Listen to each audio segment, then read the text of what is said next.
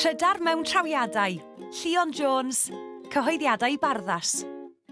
Cyffes. Dwi'n byw a bod yn y bôn i raffu tweets drwy'r iPhone. A hynny ar gynghanedd, rhoi hen ddweud ar newydd wedd. Dihareb. Rwy'n twitro'r un hen stori, gwyl y banc a gwlyb yw hi. Cysur Awst. Ofer yng Ngwynedd heddiw, cynnig cig o farbeciw. Yn syrffed haf eithafol, Cysur Awst yw casserole. Ar raglen Roy Noble. My humdrum tweets have somehow gone global with Noble now. Parlwr bach, Eigra Lewis Roberts, Gwas Gomer. Brecwast. O dduw mawr, mae'n sobor meddwl. Na fyddwn ni mewn bod o gwbl. O'n i bai hedyn mentris ar ei siwrna daron lwcus. Rhoed i mi ar ddydd fy ngeni, welu llwyd mewn cryd o lechi. Niwl yn gewyn am fy llwynau, a llwch yn bowdwr yn fy ffroenau. Bwriais wreiddyn bach i gareg, yn ddihyd wrth fynd ar redeg. I ble bynnag yr awn wedyn, rhaid oedd mynd ar graig yng Nghanlyn. O Anon i Geltia, Aneirin Caradog, cyhoeddiadau barddas. Traethau dyfreichiau di. Wi wedi rapio ar y to yn downtown LA ar seiliau'n siglo, a llenwais drwser ar olwyn fawr Santa Monica. Yn llydaw lawer gwaith, boddwyd fy nghlustiau gan y bombard, a gwelais famiaeth yn boddi hefyd. Meddwais ar y môl yn DC, a ffasio'r tŷ gwyn bob bore. Es o gwmpas Luxembourg, deir gwaith ar drod, mewn chwarter awr, a chlywed brel yn Amsterdam a bod ler yn fy mhen. Hiraethais ym mhobman am dy goflaid di, nôl yng Nghymru fach.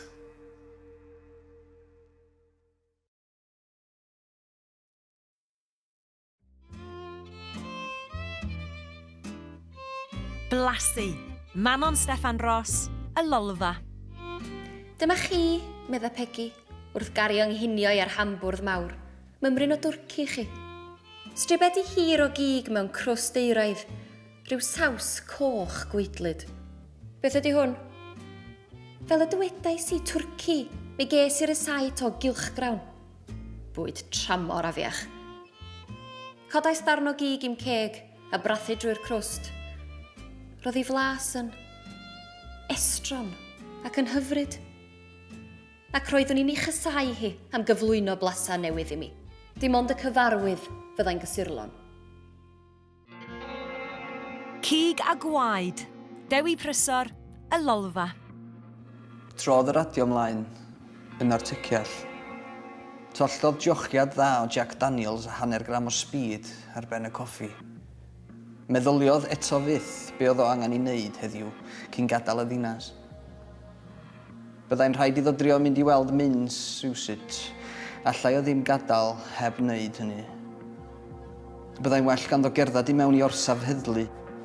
O leiaf mi gai ymweliadau yn y carchar i allu cadw mewn cysylltiad. Cleciodd y coffi a thaflu'r mwg i'r drych ar y wal.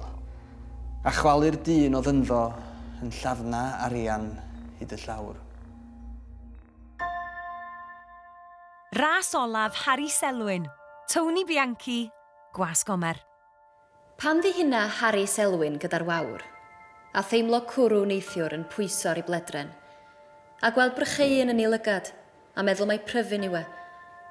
Mae ei wraig, Betty, eisoes wedi marw. Heb rybydd, heb sŵn, rhywbryd yn ystod y nos, fe ildiodd ei chorff i'r hyn y bydd ei thystysgrif arwolaeth yn ei alw ymhen tridia, yn acute myocardial infarction. Nid yw Harry'n gwybod hynny. Nid yw'n sylweddoli bod dim o'i le.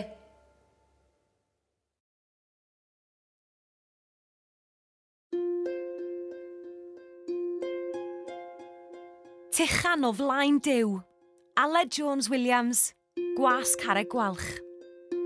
Rwy fi yn caru alcohol.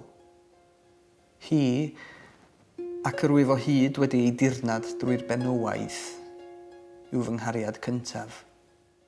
Y mae'r berthynas rhyngom yn un ddifaol, yn un fewnol dreisgar, yn dwyllodrus ac yn y diwedd yn farwol.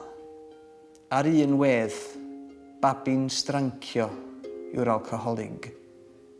Mae gwella'n golygu dysgu sut i dyfu eto.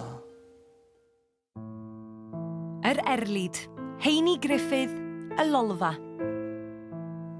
Roedd Kate wedi bod yn gweithio yn adran iftegol yr amgueddfa wladol yn Berlin ers y 3 o Fedi 1935. Ond yn dechrau 1936, dyma gydweithiwr iddi, Alfred Herman, yn tynnu sylw pennaeth yr adran at ei thras hanner Iddewig. Cafodd Kate ei diswyddo ar y 9 o Fai 1936 a chafodd nodyn geirda yn dweud: gan nad yw'r rhagamodau tarddiad ariaidd wedi eu cyflawni, ni all i weithio bellach fel swyddog i'r amgueddfa. Mae'n flin gen i golli cydweithwraig galluog. Roedd yn glir bellach na fyddai modd i Kate gael swydd yn yr Almaen, a bu'n rhaid meddwl am wlad y gallai fynd iddi. Cofnodion, hunangofiant Meic Stevens, y Lolfa.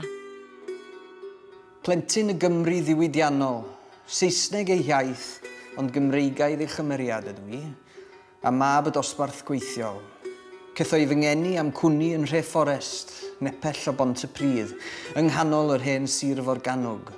Ffowndri, pwll, ffwrnais, tip, partyn, gwli, simne, tramwe, camlas, ffider, teras, hwter, rheilwy, ffatri, capel, sinema ac afon lawn o liwch glo. Dyna brif nodweddion y dirwedd yn y parthau hyn.